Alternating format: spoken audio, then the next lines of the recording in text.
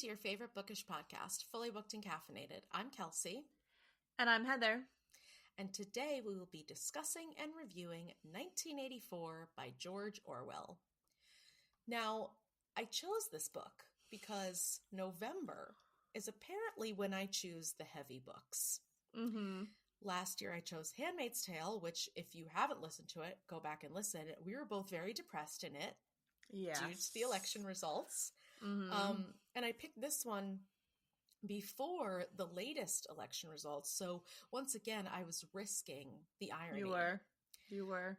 But I'm relieved to say we are happy with these latest election results. Yes, very much so. And it is a sign of positive forward trends. So even though this book is extremely triggering, yeah, some of the irony was lost in a good way. Anywho, let's talk about our fuel for this discussion. What are you drinking? I reheated what was left of my second Dunkin' latte of the day. So I spent 8 hours at the hospital today. Everything's fine, just a standard procedure for my mother. But, you know, scheduling conflicts and surgeries are fun. So we were there for a very long period of time. So on our way home, we stopped at Dunkin' and I got my second latte, which this morning I did the white chocolate. Not a fan, and I feel like I did this last year and I forgot that I wasn't a fan. I do remember having this conversation. So my second one I got just caramel, and I think I'm just going to stick with caramel because even the other day I tried that new cookie butter cloud latte and I didn't like it. Like I only What is the cloud? It's just like the cold foam. Oh. Yeah, it's the cookie butter cold foam, but okay. I don't like it. Like I only like it in the cold brew. Like I'm very particular with my flavorings at Dunkin'. They only like them in certain things. Oh, so, I completely agree. The flavorings can taste so artificial. If they you have do the wrong thing. Mm-hmm. And that was kind of because I even got a cookie butter hot latte early last week, and that also was not good. So I'm going to just stick with caramel for my lattes. And then get your seasonal flavors from Starbucks. Oh, I already had like 7 caramel brulees in the past 2 weeks. Amazing. I haven't had anything really holiday. Yesterday before I went to the library, I got my Starbucks venti iced blonde latte. And I I wanted the caramel brulee syrup. Okay. Yeah. But they didn't have it at my Starbucks. So I got the gingerbread syrup and the pecan syrup. Have you seen the discourse over these bear cups? Oh, I sure have. Have you seen the videos of people literally fighting over them? Oh my God. I saw a barista did this whole long ass video, and you know, she was saying that the day that they did them, they had people lining up in the drive-thru, and she had to be like, we're all out. We don't, because she said, you don't know how many you're going to get each store. And so they only got 4 at their store, and there was a line outside. It wasn't marketed like a freaking Stanley Cup where they I don't even know how people knew to actually show up for this stuff. I know. I just feel like these things bring out the worst in humanity. It's almost like Black Friday, but for Starbucks. And it's just people don't stop to think of, once again, the irony. People fist fighting over Stanley Cups when the entire point of a Stanley Cup is that it's reusable and it's supposed to be better for the environment. So getting one in 150 different fucking colors defeats the purpose. Anywho.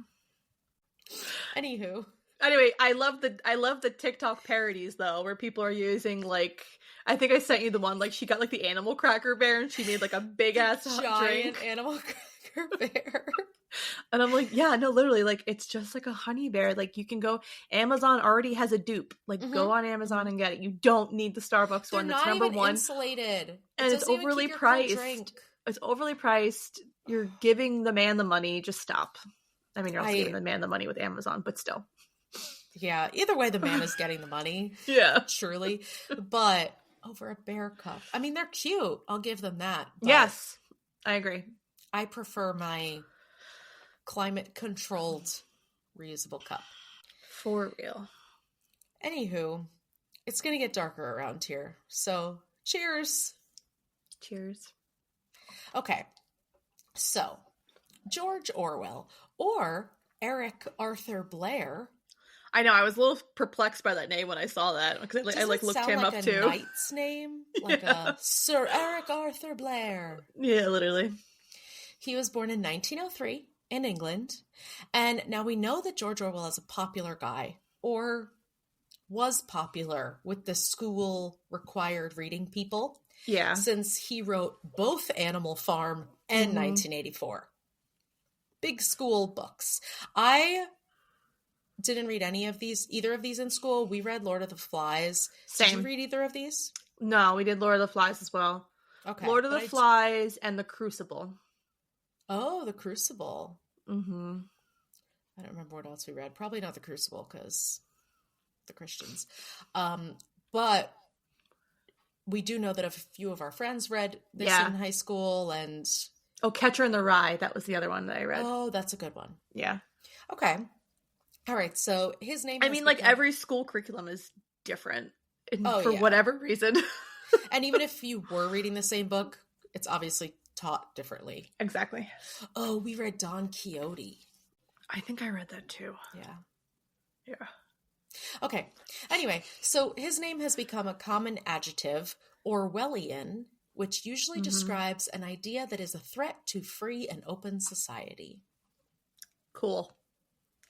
Love it.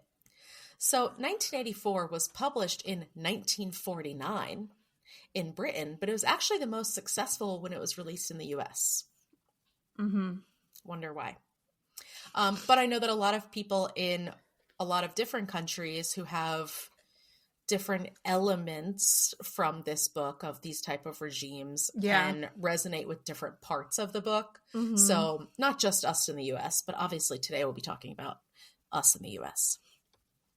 So Orwell wrote, edited, and finished the manuscript while he was suffering from tuberculosis, and he actually died in January 1950, so only 7 months after this book was published. Wow. Oh, I Isn't didn't that crazy? I didn't never catch knew that. And it's insane because even though like the overwhelming success of this book didn't happen until much later, it's still kind of crazy that he wasn't able to see any of it, and also that he could have died before ever finishing it. Yeah, that's insane. Wow. So first, we have to start with the story graph. Who's it for? Oh yeah, I forgot we're doing this. I always forget. I forgot too, and then I saw my notes from last time and I was like, oh, yes. Yeah. Okay, I will say this one. Well, you tell me if it feels more appropriate. Okay. For readers drawn to stark, chilling dystopias centered on the terror of absolute surveillance and the erosion of inner truth. Ideal if you like mid-tempo, idea-dense prose that balances intellectual dread with tense, claustrophobic mood and rewards those who relish language as both weapon and trap. I mean, sure. Okay, it's accurate, but still it is word salad. Like, there are just so many English words just all put together. And they do technically make sense. To an extent. But it feels like they don't. No. Is there like any periods in there? Any commas? Is it just There's like 3 commas. Full-blown run-on sentence. There's literally 2 commas. Cool. That's insane. Okay. Well, I don't think Storygraph is like trying to run for any grammatical awards, obviously. I don't think so either. All right, so here is the actual book summary. A masterpiece of rebellion and imprisonment where war is peace, freedom is slavery, and Big Brother is watching. Thought police, Big Brother, Orwellian. These words have entered our vocabulary because of George Orwell's classic dystopian novel 1984. The story of one man's nightmare odyssey as he pursues a forbidden love affair through a world ruled by warring states and a power structure that controls not only information but also individual thought and memory. 1984 is a prophetic, haunting tale, more relevant than ever before. 1984 exposes the worst crimes imaginable, the destruction of truth, freedom, and individuality. I think it's crazy that this is where Big Brother stemmed from. I know. And I just feel like it's so dark that that's what that is based on. Yeah. Also, I should say, who knows what the original book summary actually looked Yeah. like, because now every summary is about how, like, still relevant. Oh, you know what I mean? You probably would need like a classic copy of the book. Like an one of original. the original, yeah. Okay, so not much actually happens in this book.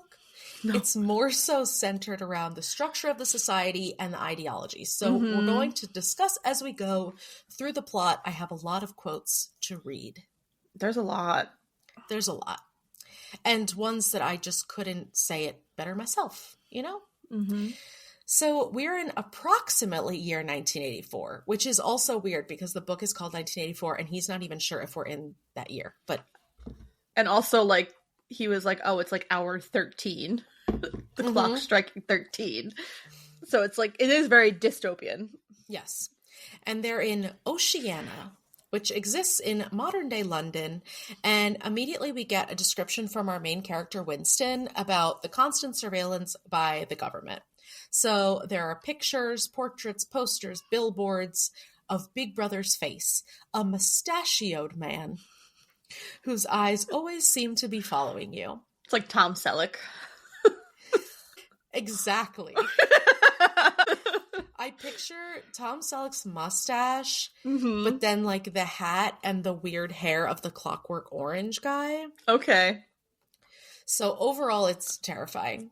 They're not very secretive in their surveillance because the images have the saying, Big Brother is watching you. Yeah. Which is cool. Yeah. So Winston has a telescreen in his house, his workplace, basically everywhere that could have a screen.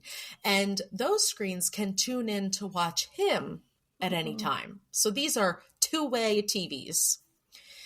If there are no telescreens, hidden microphones are everywhere. So even at night, when the lights are mandatorily turned off so that people can sleep, the microphones can pick up everything. So people cannot even talk in their sleep without the government knowing about it. It's so psychotic. And Winston has a constant blank expression because any deviation from that expression can be seen as dissent. So a few more things we find out about this society. It's run by the party. There's the inner party, who are the people in charge, basically, and the outer party, which are people like Winston who work for the government. We also never find out who is watching the telescreens. Oh, yeah. But I guess it's the inner party people. I mean, I would the inner party people. I would assume so. Yeah, we never hear about, like, maybe there's like an inner department workings of the inner party that's like their sole employment dedicated to that, right? Like, yeah. So the government has 4 ministries or branches that oversee everything. I love these names. And I love that they're, like everything in this book, contradictory. Yeah. So the Ministry of Truth takes care of news, entertainment, and education.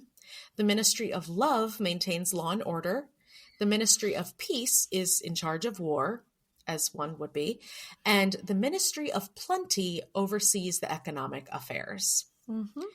And then there's the proles, which is short for proletariats. And they are not part of the party, but they are the working class who provide the labor. But they are mostly poor and very uneducated. Yeah. So the catch is that there are so many of them. I think they said like over 80% of the whole population. So our main character recognizes that the future lies with them. Like, they could be the ones to organize and execute a revolution, but it seems they have no desire to. Yeah, it's almost giving like the sequel to Divergent, all like the casted away. You know what I mean? Like, there's like the underworld. Gosh, what do they call them? Factionless. Yeah, it's giving like the factionless. 100%. And the government doesn't worry about them because they don't see them as a real threat. Exactly. So Winston says, until they become conscious, they will never rebel. And until after they have rebelled, they cannot become conscious. So basically, they don't understand the power that they could have. And even if they did, they wouldn't be able to organize to do much about it. And on top of that, random rocket bombs strike at any moment targeting homes and buildings and killing people so regularly and carelessly that it isn't even a shock anymore. Winston sees a severed hand fly through the air and land by his foot, and he just kicks it into a gutter. I can't. I was like, oh, it is... So there's no more shock factor at all? At all. This is completely commonplace. But it's that underlying threat that this could happen at any moment. Exactly. They also have their own type of language, which is called newspeak. Basically, eliminating all extraneous or unnecessary words and limiting even the necessary words further. So there's no good and bad. There's just good and ungood. No very good, just good plus. Which, like, very good is the same amount of words as good plus.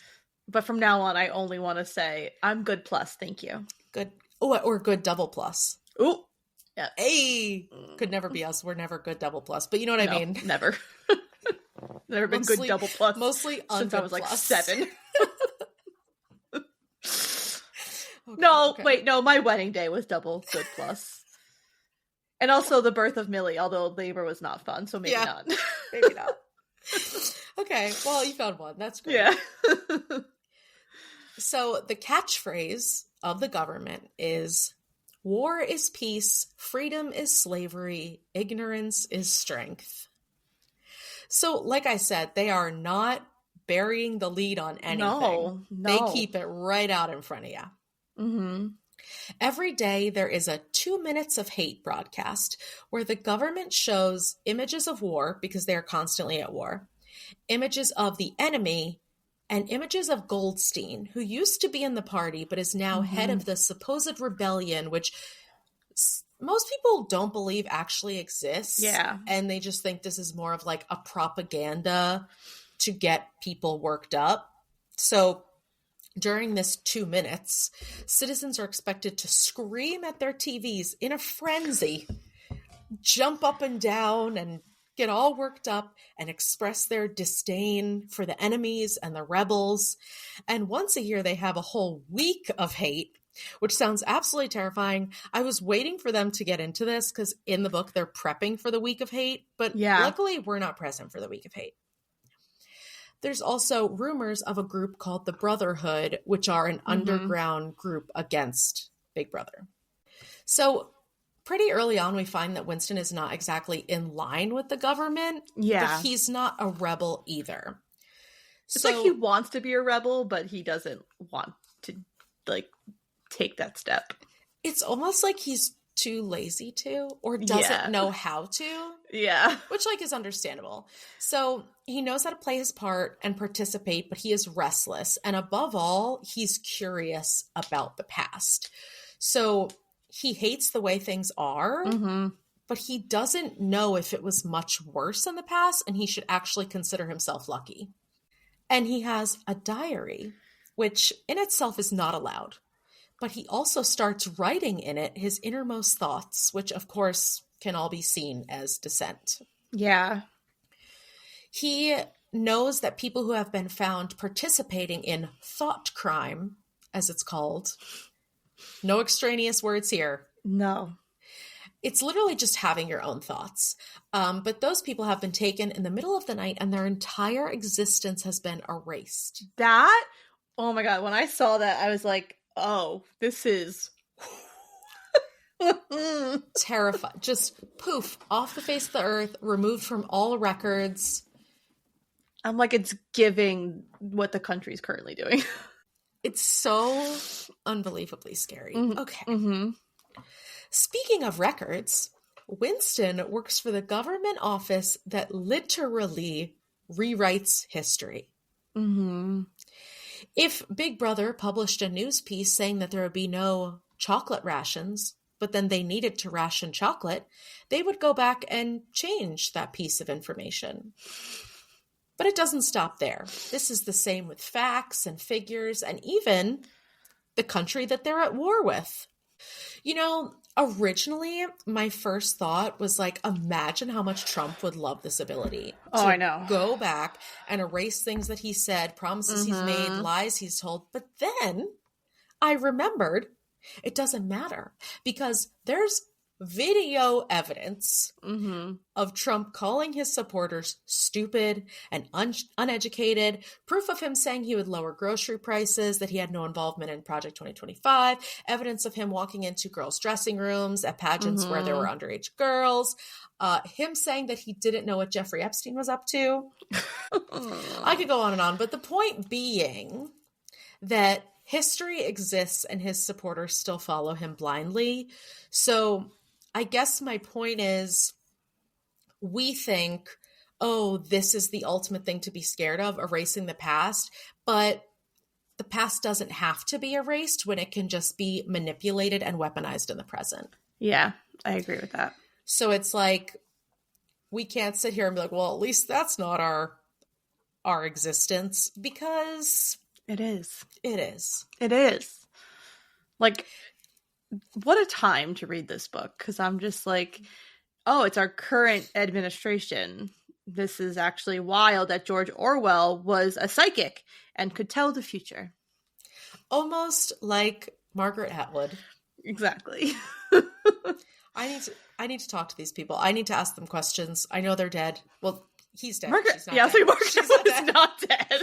I feel like we need to do like a you seance. do like a seance, so yeah. I can just talk to George Orwell and be like, bruh, you know things. Am I gonna be rich? Who was feeding you? Am I gonna Was it your tuberculosis? Was it like giving you the sickness giving you the like clairvoyance? You were seeing past the veil or something? Yeah. That's a good point. Okay, so anyway, back to Winston for now. So right away, oh God, this is where it gets a little crazy. So we're introduced to this dark-haired woman who works at the ministry. There's always a woman. There's always a woman. And Winston suspects that she's following him and is trying to find him committing some crime so that she can report him. So he hates her. Also, he hates her because she is young and pretty and he wants to fuck her. Yeah. But she is also sexless and wears a sash proclaiming her chastity and proclaiming that she has never had sex, nor will she. So because of that, he pictures all the ways he could torture and hurt her. Love that. What did you think of? I immediately was like, oh no. Oh no, oh no, oh no. What are we reading? Yeah, and like I didn't love that, like it's just kind of like, you know, I feel like you have this idea of like the woman being like this tempest, you know, and it's causing him to have more bad thoughts, and it's just like, why? And not only is he allowed to hate her because she's doing this, but he's allowed to envision raping and torturing her. I know, it's like that. Which is like, it's terrible that these words are about to come out of my mouth, but it's such a commonality. Like, you have these men who see something that's unattainable, and the way that they go about trying to like attain it is to just kind of overpower them and you know, prove their power over them, and it's just like disgusting. And it's kind of a form of rejection, right? Yes. Like being rejected before they even try. So how often do you see, you know, men trying to get with a woman, whatever, and then they're rejected and they're like, well, yeah, you're a stupid slut anyway, and no one wants you. And, blah, blah. And it's just lashing out, but they feel that they have the permission because they've been slighted in some way. Exactly. Whereas if a woman is rejected, it's, you know, you're not allowed to have that kind of reaction. Oh, you're not allowed to have any reaction. Just gotta live with it.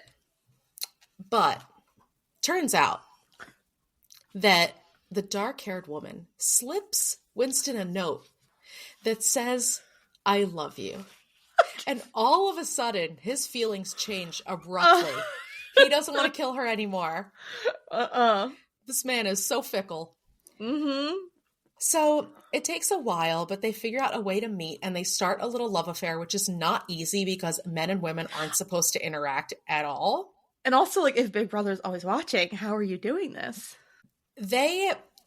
I mean, you knew from the beginning that this would lead to them becoming careless because they get addicted to seeing each other, obviously. But their first real meeting is in a random field, a train ride away, and they bang. Okay. And once again, we get a strong opinion on sex, which feels so contradictory to what we previously heard from Winston, but I guess in theory it's not. Yeah. So he says to Julia, listen, the more men you've had, the more I love you. I hate purity. I hate goodness. I don't want any virtue to exist anywhere. I want everyone to be corrupt to the bones. So at first I'm like, Winston, are you being sex positive? But he just despises the chastity and the illusion that Julia was presenting of being pure, or that she's currently presenting of being pure. So it's kind of like it feels like reverse of what our society is, but I don't think it is, because the fact that he knows that men can have their way with her makes him like her more. Well, yeah. And I kind of think it's kind of like, I feel like men try to put off this persona like they like good, but realistically they want things that are fucking dirty and bad because it's a thrill. You know what I mean? So while he's saying this, he might mean it in that moment, but to show face, he would prefer the chastity and the pureness. And I think there's really something to be said about that especially men who crave like really kinky, dirty, and like sometimes degrading, sometimes like mother, son, sexual encounters. They never want that from the woman that they're going to be with. No, they want that from some it's the secret slut that they can degrade, and they can say, of course a disgusting woman like that would treat me this way, but anyone that is worthy of my love wouldn't treat me that way. So I think that's kind of what's warring in Winston's head. Yeah, 100%. Is that like he wants a woman to be okay with sex. Yeah. But he doesn't want a woman to have power over sex. No, which is what no men wants. We literally just talked about this on our Cruel Intentions episode, and it's like this is another extreme in the opposite direction. Yes. But it is an extreme, so it's still very wrong. And in her mind, Julia relates the purity to control. So sexual deprivation induces hysteria, which is like dramatic, but okay. So wait, I have to say something funny on this. Just a pause for one moment. So my friend Anna, you know Anna, she sent this like TikTok to me and my friend Liz, and it was about hysteria in the past, and this was like how like the vibrator was created, because when a woman was going through hysteria, the doctor would like go in through like her vagina and try to like and basically give her an orgasm, and that would like calm her down, but like they weren't really necessarily calling it that. So like, you know, the whole point of this video is that, you know, it became too much work because women were just constantly coming to the doctor saying they had hysteria. And so like that was like how like the vibrator was made, and then it became like this thing that they realized that it was being used for like naughty things. I don't know if this is like legitimately true, but if it is, I was dying. So everyone was like, oh, there goes, you know, Isabel having hysteria again for the 50th time today. And then of course, once they find out that the women are getting some gratification from it, they're like, oh, never mind, we got to get rid of this. Exactly. Oh my God. No, but that totally tracks, because yeah, because basically the woman would be going through like a mood swing, and husbands didn't know how to handle it, so they would bring her to the doctor. And for whatever reason, the doctor was like, let me just fiddle around with you down there and see what it does. All she needed was her husband to go down on her. That's all she needed. And it would have solved everything. Okay. Wow. That totally tracks with this, though. Like she says that it is that hysteria. which is desirable because then it can be transformed into war fever. So basically, if you're sexually satisfied, you've used up your energy and you're content. And the party never wants you content. They want all your energy to be channeled into defending the party and being angry at their enemies. So basically, this pent-up sexual frustration translates into anger and discontent, and the party is able to direct that anger and discontent wherever they want it to go. Mm-hmm. I absolutely love that vibrator story. I feel like I'm going to go down a rabbit hole when we get off of here. I will send you the TikTok. Wow. Thank you to those horrible men who, once they stopped using the vibrators, then they started doing like lobotomies and stuff. So 100%. Okay, so obviously Julia has strong opinions about sex and also about the party. She is overly involved to disguise the rules that she does break. But the biggest thing is that she doesn't think a revolution would ever be possible. She thinks that the party is too powerful and the only way to live is to try and secretly disobey so you can have happy moments.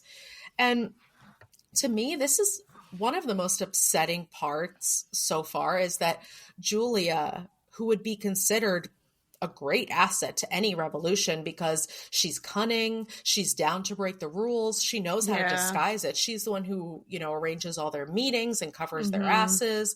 But the fact is, she has no desire for a revolution. So she's still been brainwashed, just not in the total sort of way the government wants. Instead, she's been brainwashed to think that no matter what, the party will never fall.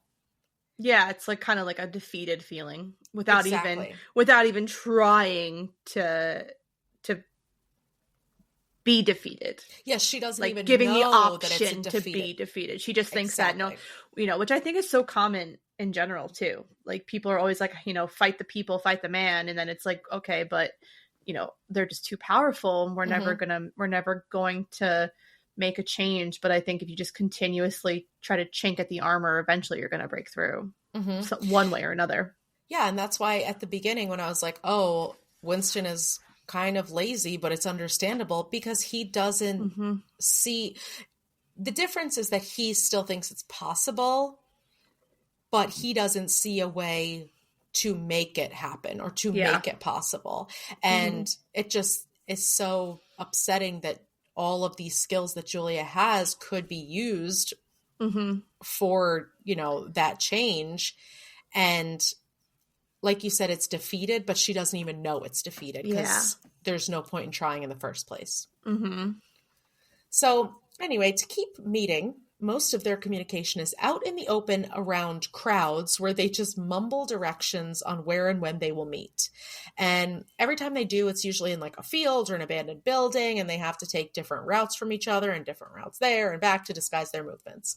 But Winston wants more. And like I said, there's a reason that Julia was the one who was in charge of their meetings, because once Winston takes over, it's not good. He rents a room above the old shop where he bought his diary so they can spend more uninterrupted time together. And foolproof. Couldn't go wrong.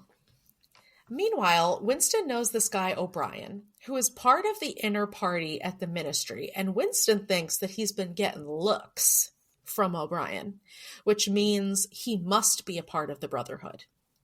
And one day, O'Brien approaches him with an innocent proposal for Winston to come to his house to pick up a draft of the New Speak Dictionary. And Winston takes a big risk and shows up with Julia to a member of the inner party's house. Yeah, smart. Again, like you said, he's so great at these, at just thinking ideas. He's oh man, when he gets a thought in there, he just acts on it. Yeah. So turns out Winston was right. And O'Brien is a member of the Brotherhood. He gives them explicit instructions on how to avoid detection and also makes them pledge their devotion to the revolution and confirm that they would do whatever it takes, including throwing a bomb in a child's face if necessary. Good. Love. And they're like, yes, we would absolutely throw a bomb in a child's face, but we would not betray each other. Little do they know that this little piece of info will come back to bite them. So then O'Brien gives Winston a copy of Goldstein's infamous book, The Theory and Practice of Oligarchical Collectivism, which Goldstein wrote when he was a member of the party and was planning his overthrow of the government. Talk about word salad. I know, right? I was like, this kind of makes sense. I don't know. We just refer to it as the book. Mm-hmm. Now, they have a lot of content from the book in here, like pages and pages, which I was very surprised about. Yeah. So I'm going to read a few excerpts. This is definitely a creative way on Orwell's part of laying out the philosophies of the party in a very on-the-nose way without it feeling on the nose. Which I like. I like that, someone from that era had this much creativity. Mm-hmm. Oh, definitely.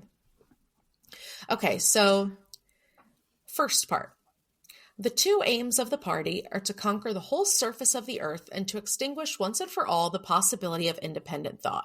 There are therefore two great problems which the party is concerned to solve. One is how to discover, against his will, what another human being is thinking, and the other is how to kill several 100 million people in a few seconds without giving warning beforehand. So, obviously, they're already working on the against a person's will knowing what they're thinking with the telescreens and the microphones and the tracking. And we don't know exactly how they would plan to kill all those people, but we do know that they've got the codes to the atomic bombs, and they're just choosing not to use them for now. Yeah, and they're just kind of just setting off rocket bombs whenever. So, I mean, it's just, it's like they're almost kind of hey, look what you can do. Hey. 100%. Hey. Hey. Forget about us. We're here. Still here. There's limbs flying everywhere. Okay, now this one was something I did not expect that we would be discussing. Okay, so it says, it is absolutely necessary to their structure that there should be no contact with foreigners. If man were allowed contact with foreigners, he would discover that they are creatures similar to himself, and most of what he has been told about them is lies. The fear, hatred, and self-righteousness on which his morale depends might evaporate. I mean, really, did he see into 2025? They should rename this book Project 2025. Legitimately. Actual, let's rebrand 1984 to Project 2025. Here is our outline to do so. So, if you don't know what we're talking about, this obviously strikes home with what we're currently having, which is this absolutely horrible takeover from ICE. The government wants us to believe that undocumented immigrants are disgusting and violent criminals who steal from us and steal for the government and are a drain on the U.S.'s resources and are going to rape and murder and kill. And that's why, in light of ICE acting the way they have, there's so many videos circulating of parents in line to pick up their kids and they're being snatched up, women and elderly people being thrown to the ground and assaulted, families being broken up. And it's breaking that stereotype that we're meant to believe. And even further to that, there was this whole Latinos for Trump push before the election because that group either were legal immigrants or didn't think it could happen to them and their families. But right now we're seeing legal or illegal, it doesn't matter, because people are being snatched based on the color of their skin, never being given the opportunity to show their paperwork or get their due process. And I do believe that this will be one of the ways that we will get Trump to fall from grace, because a lot of people, even people who support his lockdowns on immigration, are not happy with ICE and the way this is being handled. No. It's not even, it's just so inappropriate, obviously, but it's monstrous. We're supposed to live in this world that's law and order, and this is the exact fucking opposite of that. And there's such, with all supporters of Trump, there's this huge well, that would never happen to me, that wouldn't affect me, that wouldn't. But the point is, it would. They are targeting people based on the color of their skin, not based on crimes they're committing, where they're hanging out, any of that. And so when we are able to circulate this media of, you know, that is a person who looks just like you.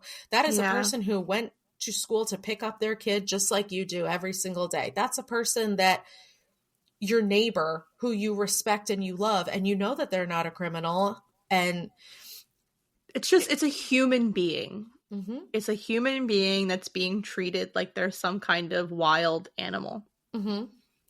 And I mean, do I support, you know, violent criminals? Absolutely not. Being deported?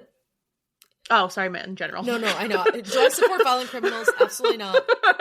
Do I want them to Apologies. I jumped the gun. No, I didn't finish my sentence because I've tried to think the right way to phrase it. Yes. Do I think that there should be a process to get violent criminals who are here illegally out of the U.S.? Absolutely. But when we are seeing not only that they are not going through the justice system, no, but how corrupt our justice system is, it's another extreme in the other direction. Yes. It's either, you know, because everyone thinks, oh, under Biden, everyone was running across the border, millions and millions and millions of people every day. And now every single person's being rounded up and thrown back. There's no justice. There's no due process. None of these things that, you know, people think, like, I remember when I used to, you know, my favorite question to ask everyone is, what's their death row meal? And I asked my dad, I was like, what would you eat if you're on death row? He's like, well, I'd never be on death row. And I was like, someone who doesn't know the justice system. I don't give a fuck if you think you would never commit a crime. Doesn't mean you wouldn't be on death row. Exactly. It's just, I wasn't expecting this in the book. Yeah. And it is so on the nose. But also I have to like feel like, I mean, I know that this was around the time of like this, you know, I feel like I had read somewhere that this was kind of based on like the Soviet Union and everything. And so I guess I could see that, but he could never have known how like on the nose it would end up being. You know, like he just kind of wrote something as just like fiction and it's become nonfiction. And he specifically said, which is kind of like the same type of thing that Margaret Atwood said, is like, I don't see this exact thing happening. Exactly. And, you know, I'm sure that there are other instances, obviously in other countries, where they have felt this same way. But for us, especially right now, it feels so just like a Twilight Zone. Like it feels so unbelievably accurate. I feel like I'm reading a history book, you know? So on we go. Okay, there's more. Don't worry, everyone. Okay, so the general structure of the society is a pyramid with Big Brother at the top. And Big Brother is infallible and all-powerful. Every success, every achievement, every victory, every scientific discovery, all knowledge and wisdom, all happiness, all virtue are held to issue directly from his leadership and inspiration. His function is to act as a focusing point for love, fear, and reverence, emotions which are more easily felt toward an individual than toward an organization. And this also makes perfect sense to me because human beings do have this sense of obsession or idolatry for individuals. Like, look at the way we idolize celebrities and professional athletes, and it makes it more personal. Like, there's a chance that you could meet this celebrity on the street and have a real interaction or connection with them. And that's something you would never feel towards an organization. It's like, it's a paradox of hating all that this stands for, but also taking part in that idolatry. It's like the Swifties and how they worship Taylor, but then some of those same people are on the other side saying like, down with the patriarchy, tax the rich and all this stuff. And it's like, she's the rich, you know. I'm not coming for Taylor Swift, but I'm just saying in general. No, I mean, yeah, there's a lot of like double standards and things without maybe noticing it because you're so caught up in it. Yes, and you're able to, obviously, they are humans, but I mean humanize them because you hear their story, you hear their history, you see where they came from, you watch them do interviews, like you're able to humanize them the same way you would see a friend or a family member. And so of course that is going to strike something in you where an organization never would. We don't worship organizations. We hate organizations. I was going to say, Down I feel with like the man. I feel like it's kind of the opposite. So that does make such perfect sense, even though he is a mustachioed man, which I would never personally follow. But I mean, if it was Tom Selleck, I might. Or like Pedro Pascal. He's got a little. He's got a little mustache. Okay. I'd probably follow him. Okay. Well, we're suckers. We already knew that. Okay. Here's another part that surprised me. So in Oceania, there is no law. Thoughts and actions which, when detected, mean certain death are not formally forbidden, and the endless purges, arrests, tortures, imprisonments, and vaporizations, God, that is so dark, are not inflicted as punishment for crimes which have actually been committed, but are merely the wiping out of persons who might perhaps commit a crime at some time in the future. I was surprised about this. And like, it's so hard to like turn my brain to make sense of this too. You know what I mean? Because there's just, and this was like, this book, there was so much happening that it was like without happening, but it was. And it's like, it's just insane that this is an actual phrase in a book. Yes. And it surprised me that there was, like, as soon as the book opened, I'm like, oh, there's going to be really strict laws in this completely totalitarian regime. And apparently there's none. And it's just kind of, they have this expected code of conduct that they never explicitly state, because if they did, it would show the contradictions, it would show the hypocrisy, the blatantness of the party's goal. And not only that, but it would leave room. If they had laws, there would be no room for the party to do as they see fit, treat each case individually, to, say, oh, you had a look in your eyes when we saw you on the telescreen, you're guilty. They can't put a law against that. So this leaves them the freedom to do whatever the fuck they want. Yeah, like it kind of just like cuts the red tape. They're just like, all right, peace out. I'm just, there's really, it's literally the wild, wild west out there. And they have established such an oppressive society that they don't need to say the laws. All right. So here's my last blurb from the book. If human equality is to be forever averted, if the high, as we have called them, are to keep their places permanently, then the prevailing mental condition must be controlled insanity. And that's where we get our main concept of this book, which is doublethink. And doublethink is very confusing. I will say it's explained very well in the book. Yes. But it's a process of indoctrination in which you are expected to simultaneously accept two conflicting beliefs as truth, often against your own memory or sense of reality. It's like the ultimate method of brainwashing. Because it's an endless circle. Yes. You are told that what you believe isn't true. And when you still believe it, you need to tell your brain that your brain is thinking something wrong. It's literally impossible. Like, how do you do that? It's almost like your current reality and your alternate reality coming together as one, and being unable to decipher what's real and what's not. And if you have an instinct that something is real, it's wrong. Exactly. Like you can't know. You can't distinguish what's the correct path and what's not. And it makes you doubt not only what you know about the present. So, for example, that 2 + 2 = 4, which you've known your whole life, when the party says, actually 2 + 2 = 5. But it also makes you doubt your own memories. So the only record of the past is memory, and memory means nothing in this society. First, because you can't speak about the past freely. Second, because anyone who wasn't around for that past likely won't believe you. Like Julia doesn't believe anything that Winston remembers.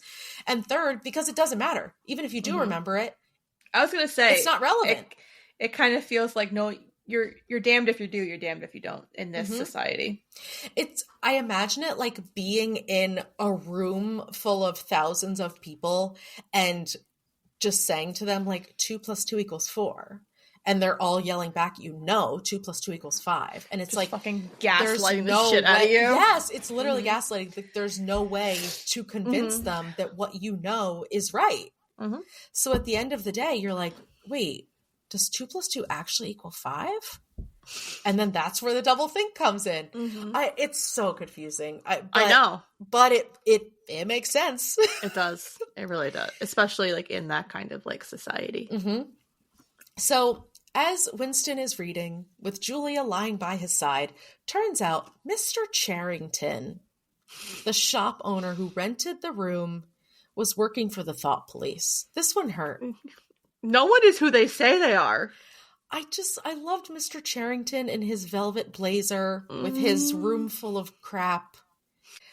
I love a good blazer. Love a good velvet blazer. Both Winston and Julia are arrested, naked, because they were banging. But yep, anyway, so O'Brien was also actually working for the thought police. Of course. He was in a secret operation posing to be a member of the Brotherhood so that he could find traitors within the party. I'm literally like that meme from It's Always Sunny in Philadelphia with like the red line and just trying to see what goes where. Because... But then every line goes back to the party. Yeah, literally. And like, Winston wasn't wrong for trusting O'Brien because O'Brien was doing what he was suspecting him of doing. No, literally. Yeah. So Winston is tortured for months on end in unimaginable ways, which they don't really get into most of the torture individually, but there's so much of it and they list so much of it that it still feels like a lot. And he confesses to everything under the sun, things that are true, things that are not true, but they don't just want a confession. They don't just want to break him. They want to break him so badly that he is forced to love Big Brother. Yep. And they won't kill him until he has changed. So basically, if he dies with his own rebellious thoughts, then the party is a coward for killing someone who disagrees. Yes. So they are torturing him to erase those rebellious thoughts, and they tear him down until he is nothing, and he can't even trust his own mind, which makes him susceptible to whatever thoughts they want him to have. I mean, it's smart. I mean, like, if I was going to torture someone, this seems like kind of the most interesting way to go. Because it's fucked up, but it's not too fucked up that you're like, there's like blood and gore. Like, it's just like, it's mind fucking, which is like the worst kind of torture there is. It is mind fucking. It is. And it's so interesting when they describe it, like that this torture is not for no reason, that we won't just kill you, that, you know, you can't just beg us to kill you because we won't give you that reprieve. Yeah, it's like psychological warfare. 100%. You know? So here's an absolutely terrifying monologue from O'Brien that I must read in its entirety. Go off. The party seeks power entirely for its own sake. We are not interested in the good of others. We are interested solely in power, not wealth or luxury or long life or happiness, only power, pure power. We know that no one ever seizes power with the intention of relinquishing it. Power is not a means to an end. It is an end. One does not establish a dictatorship in order to safeguard a revolution. One makes the revolution in order to establish the dictatorship. The object of persecution is persecution. The object of torture is torture. The object of power is power. On one hand, I can appreciate that they're honest and under no pretenses. They said the Nazis and the communists were different because they didn't have the courage to recognize their own motives. They framed their power and control as a means to an end. And the party is like, this is the end, baby. Yeah. Why are we going to pretend that we're going to have the power to get what we want, and then we're not going to be completely drunk on this power and never wanting to give it up? And it's like, the thing that's so terrifying about that is that they have literally nothing to lose. They are doing this with the worst intentions. And there's no one really to stop them. Like, I know that there's like the thought of the Brotherhood to like bring them down, but it's never going to happen. Like, this is like too powerful of a regime. Like, you can't. You especially with like the form of torture that they're doing. Like, how are you supposed to really go up against that? 100%. Like, hold on. Julia was right in saying that they never could be taken down. No. So what's the point? And she had it right. You should just play by the rules and then just try and enjoy your life a little bit. Which seems like the smartest way to live in this society, you know? It's like when you think of, or when you hear of, you know, people torturing or whatever, and it's like, yeah, they have absolutely no line that they won't cross. That's the same as the party. There is absolutely nothing they won't do to get power.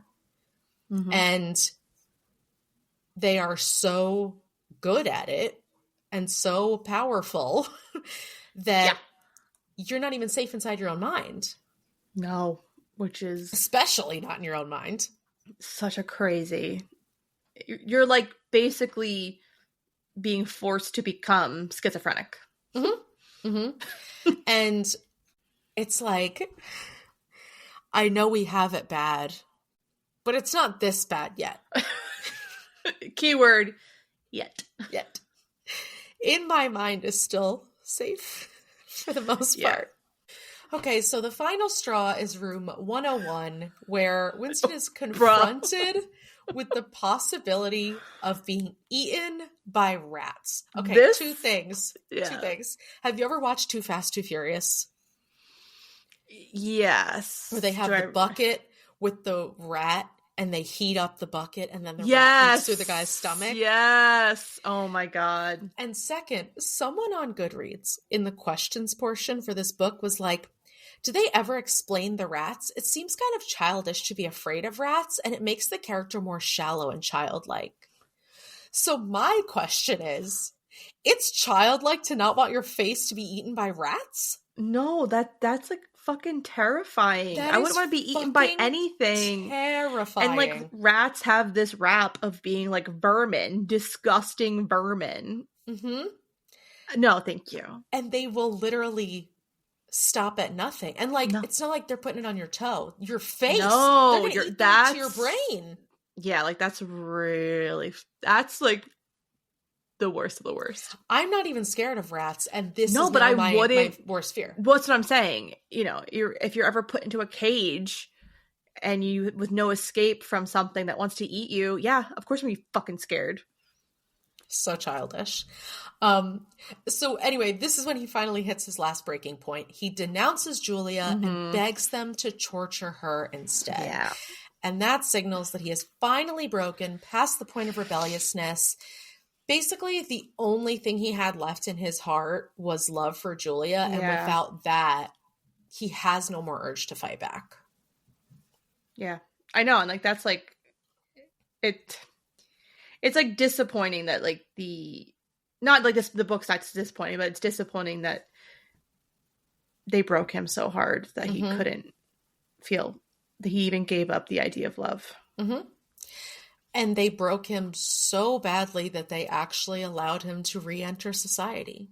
I know, as like a shell of a man. Yeah, why do you think they let Winston and Julia go? Because not everyone gets let go. Some people are disappeared. Probably because they broke them so thoroughly that they knew that there would be no shot of them ever rebelling.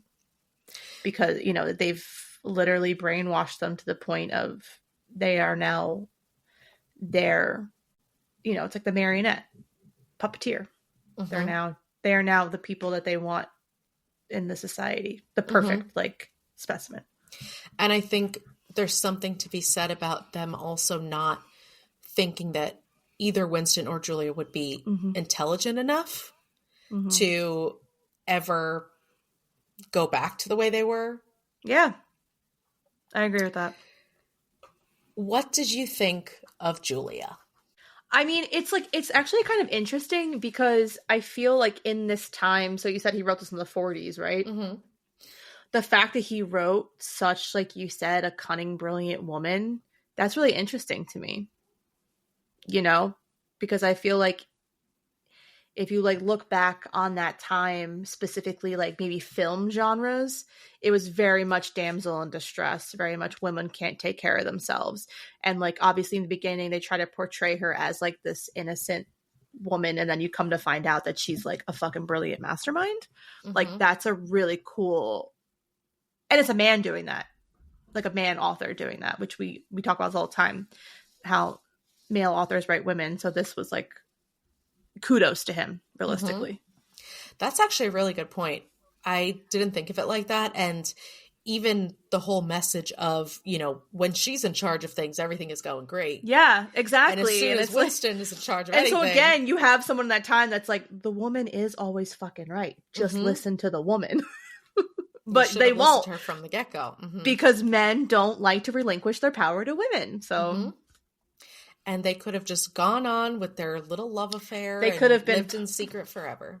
Well, yes, because they wouldn't have gone and rented the room. Because that's what fucked them in the first place. Well, also, they wouldn't have gone to O'Brien because that was the straw that, because even though Charrington was that's a good point. He would know about their love affair, but he wouldn't know about their rebellion. That's a good point.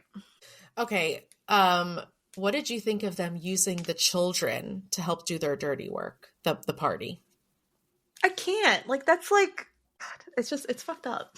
This is another part of there's no line they won't cross. That's what I'm saying. Like, and also that it's so smart because the kids are there listening to the secret conversations, listening at the door. And no one's going to think that, you know, you look at a child, you think, again, innocence and, you know, rambunctiousness and just being a kid. And instead they're being and not being like a tool for warfare. And not only that, but they've brainwashed the parents to be not only okay with it, but like when that one guy is arrested because his daughter heard him talking in his sleep, and he's like, I'm so proud of her. She's so smart. It's almost like the equivalence of like mothers of like serial killers. You know what I mean? Like you know, you have those moms that are like, well, you know, it was, everyone makes mistakes. He's a good person. You know, he's misunderstood. Exactly. Like, he's fine. And then next thing you know, you're dead because your son has an obsession with you. And now you're just like a man suit. So whatever. You're just a man suit. Not a dean. Anyway. No, that's so true. Okay. What do you think is the most to you personally, is the most terrifying concept in this book? I think kind of like you said, like kind of we talked about the double thought thing. Like, you know what I mean? Like, to the point that you can't decipher reality from like fiction, because that's scary to not know what's real and what's not real. And to not be able to trust your own mind, like we said. Exactly. Like the one thing that you should be able to. Yeah, I think that's why like the idea of like dementia or Alzheimer's is so terrifying, because, you know, because even now, like in my mid 30s, I like try to think back on things in my past, and like I already can't like remember some of it. So like it's just kind of crazy to think that you could now be in your 90s and now you feel like you're now a teenage, you know, like you lost the last 30-40 years of your life, and now you're just like not remembering your own children, not remembering your spouse. Like that's fucking terrifying. That's very scary. 100%. I definitely agree. I also think the erasure of history. Yes, that as well. Because And just changing it to how you see fit. And completely destroying any, like not even just keeping one just in case. No, completely destroying anything that says anything contradictory. And the scariest part about that, besides the obvious, is that if no one believes that a revolution has happened in the past, how could they ever believe it could happen again? I agree. Yeah. And I think one of the things that keeps us going sometimes in current society is that history is cyclical. And even though human beings are dumb and we repeat our past mistakes consistently, there are still periods where things are not quite as dark, and we can look to that with hope, and it kind of just goes and goes around. But if we didn't have the past to look to, how would we know? The pendulum would never swing back. Exactly. And everything would just be what we know right now. Yeah. And I can't even imagine that. No, definitely not. That does bring me to the next point, which is that at one point in the story, Winston says that possible camaraderie with O'Brien was all he needed to keep fighting. So this was before he'd actually spoken to O'Brien.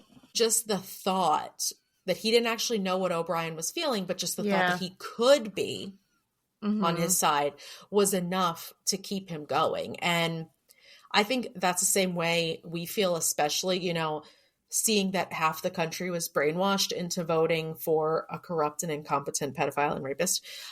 Seeing other people who also think that the world is crumbling keeps us going. And well, that's the thing. I mean, like, I remember like seeing like, and even like our friends have said it, it's so relieving to see that side of like social media that agrees with you, because you feel like you're going fucking crazy. When you look at the state of the current world and how we got here, and you're like, this can't be real. It's very much real. But like, you know, so it is very much. Am I in a simulation? Am I in the Twilight Zone? Like, if we didn't have our group of friends where we're able to discuss this with one another, we would go insane. And we're united in our misery in a way. And that camaraderie is what keeps us believing that there's a path forward.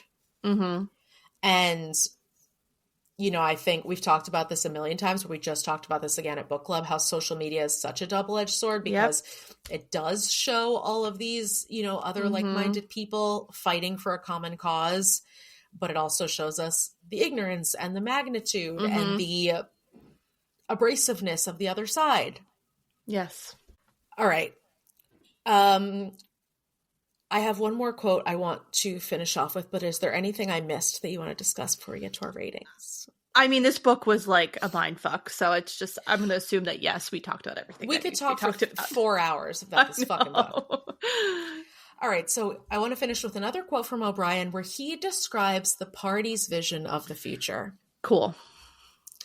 There will be no curiosity, no enjoyment of the process of life. All competing pleasures will be destroyed, but always there will be the intoxication of power, constantly increasing and constantly growing subtler. Always, at every moment, there will be the thrill of victory, the sensation of trampling on an enemy who is helpless. If you want a picture of the future, imagine a boot stamping on a human face forever. I mean, it's the white man's anthem. I feel like I'm going to start crying. Oh my God. The thought that the small things that we do every day, whether it's being able to speak openly on this podcast or spending time with friends or getting a coffee, that those things could be taken from us. How could we ever survive? There's no will to live. None unless you can like shut your brain off to think that power is the end all be all. You can never live in this kind of society. And that's why it's when you frame it like that, it's so understandable that if you were living in this society, that you would just go along with it. Mm-hmm. Because otherwise you have nothing. You have nothing to live for. You have nothing to bring you joy. Mm-hmm. I'd be jumping on top of my desk at the 2 minutes of hate just to feel something. Literally. Yeah, literally.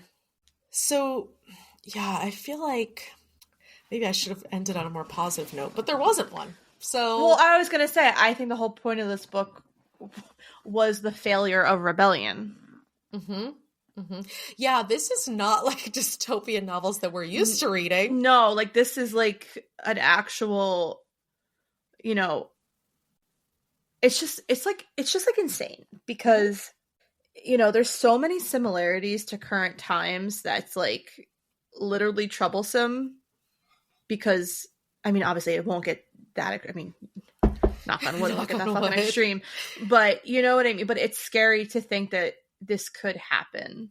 Mm-hmm. And the idea of thinking that rebellion can no longer be successful is terrifying in itself because rebellion is your right. Mm-hmm. You know, like freedom of speech is your right.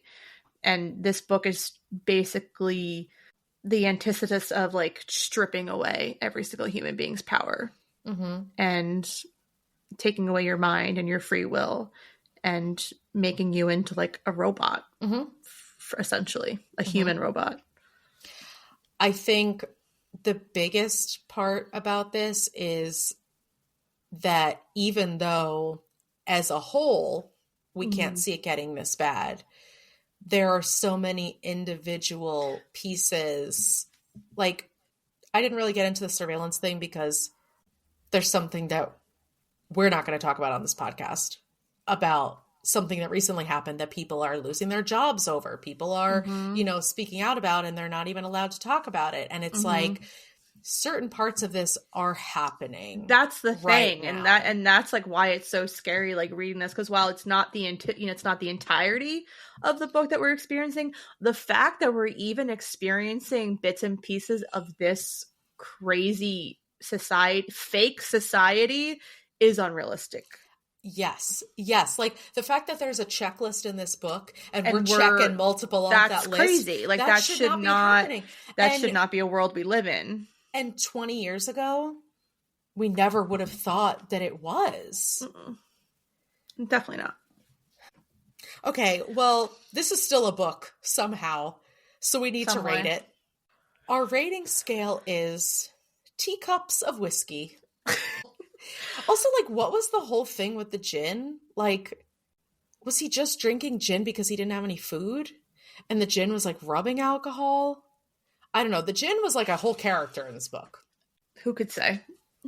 Anyway, how many teacups of some mysterious alcohol did you give this book? So, I'm going to kind of go off the rails here a little bit. And I'm gonna I'm placing this book into like the memoir rating system because I don't think it's like I don't think it's fair to rate it.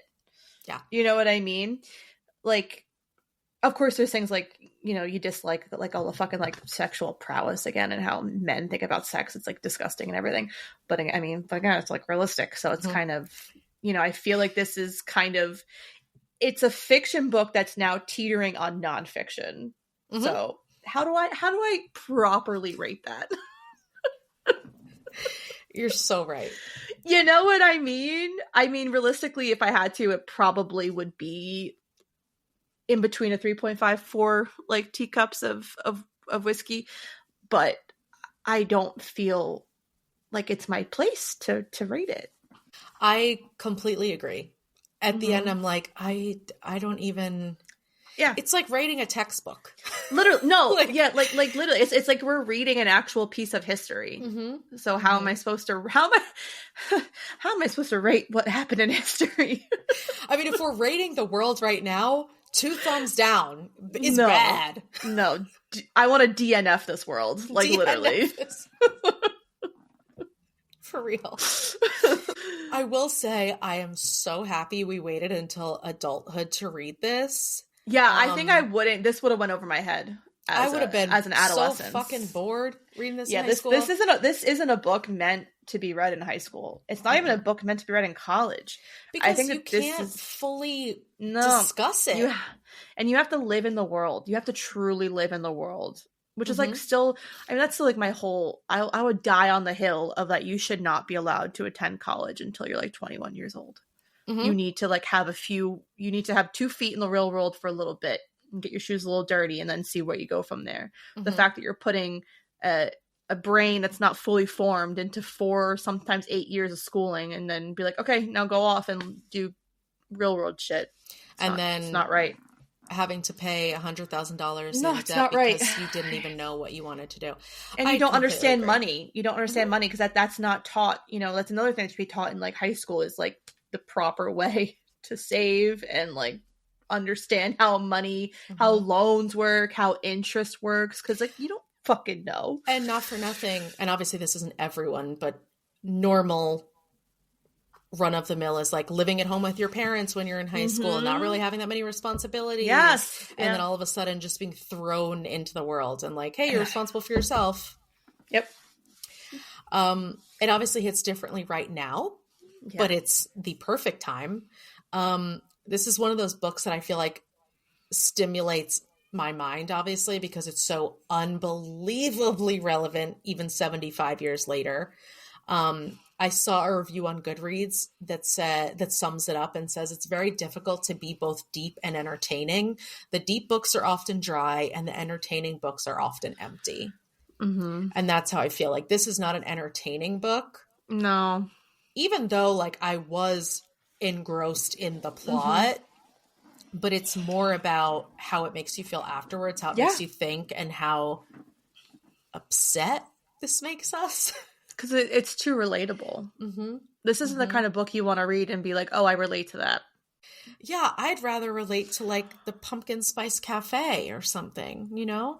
Yeah, give me that. Give me my own cafe. Yeah, just I'll make Eric what is it? Like a lumberjack. Or like Dead Romantics, just with some hot ghosts, you know? Sign me up! Yeah, this is... Unfortunately, this is... You know what it's like if you pick a movie that describes your life? It's like, well, unfortunately, the book is 1984. Okay. Anyway, I feel like I'm not going to be able to sleep tonight. If you... That's all we have for you today. Like it wasn't enough. We've lost the plot. If you like what you heard, please make sure to follow, subscribe, and rate and review the podcast on whatever platform you're using. Especially if you listen on Apple Podcasts, please give us a rating because they really track that on the I've Apple heard Podcasts. that. Yeah. I've heard that that's like a people. I've seen people talking about that. Yeah, so that would be great because it would spread the word of us to other people, and then we'd show up on like suggested and stuff like that. If you have any book recommendations or questions for us, you can email us at fullybookedcalfpod@gmail.com. Also, be sure to follow us on TikTok and Instagram at fullybookedcalfpod to see our upcoming reads. Thanks for checking us out, and remember, if you need us, we're fully booked. Bye!